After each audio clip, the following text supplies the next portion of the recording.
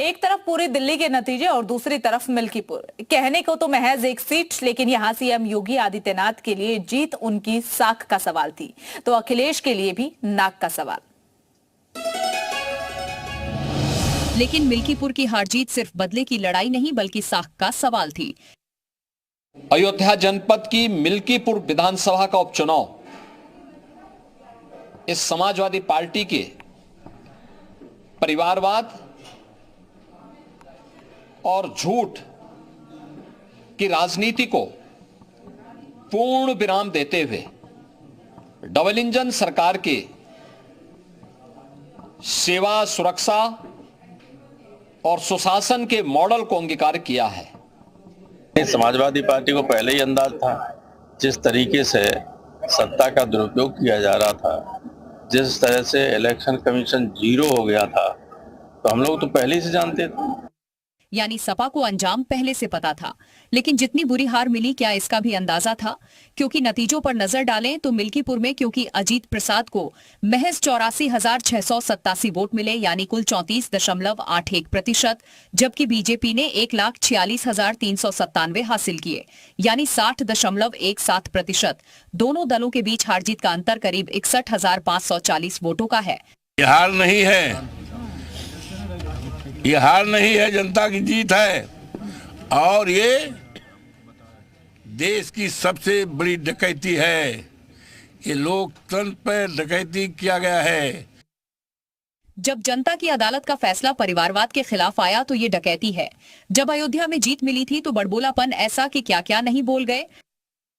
श्री राम जी का स्थान अयोध्या हारे हैं और रामेश्वरम भी हारे, और भी तमाम स्थान जो धार्मिक और हमारे पूजनीय स्थान है वो इसलिए हारे क्योंकि इनका पुण्य का रास्ता नहीं है, इनका दुख का रास्ता है। देखिए, योगी वो होता है जो दूसरे का दुख समझे। ये बीजेपी का चुनाव लड़ने का तरीका है। चुनाव आयोग मर गया है। सफेद कपड़ा जो होता है वो हमें भेंट करना पड़ेगा।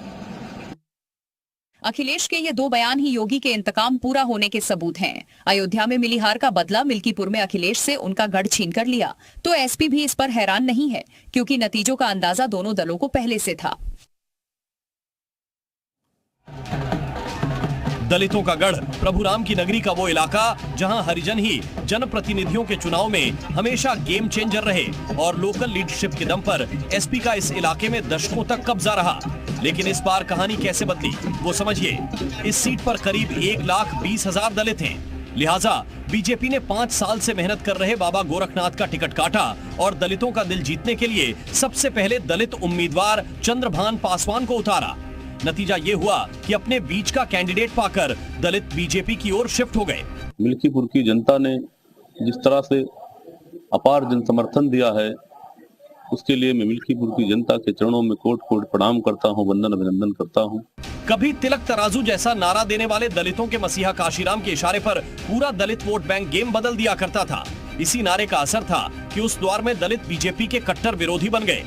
लेकिन बीएसपी में मायावती का युग आया, पार्टी का क्रेज खत्म हुआ। फिर मोदी की एंट्री। मिल्कीपुर जीत की कहानी भी पीएम मोदी के विजन से भी जुड़ी है, जैसे कि गरीबों को मुफ्त राशन, पीएम आवास, आयुष्मान भारत किसान सम्मान निधि जैसे तमाम योजनाओं के सबसे बड़े लाभार्थी दलित हैं।